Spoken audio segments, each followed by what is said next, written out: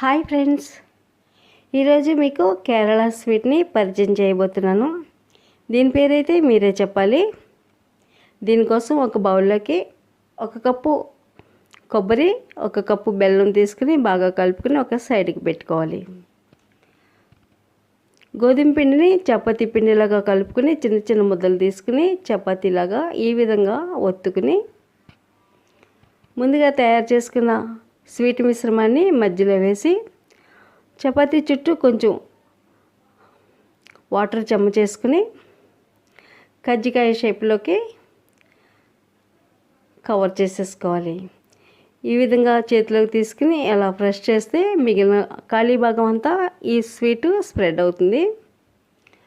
ఒక అరిటాకు ముక్కను తీసుకుని సగం పార్టు అరిటాకు ముక్క పైన మరొక హాఫ్ కవర్ చేసి ఇడ్లీ పాత్రలోకి 1 గ్లాసు వాటర్ వేసుకుని ఇడ్లీ రేకుని పెట్టుకుని మనం ముందుగానే తయారు చేసుకున్న స్వీట్ మిశ్రమాన్ని అరిటాకులో కవర్ చేసుకుని మిగిలినవన్నీ కూడా పాత్రలోకి పెట్టేసుకుని స్టవ్ మీడియం ఫ్లేమ్లో ఉంచుకుని 20 నిమిషాలు ఉడికించుకోవాలి.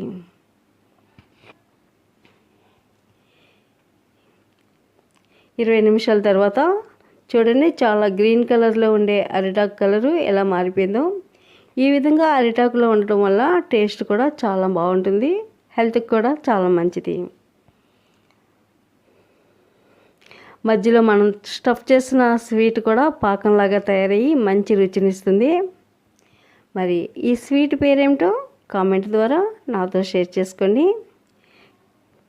కేరళ స్వీట్ పేరు మాత్రం మీరే చెప్పాలి. Thank you for watching.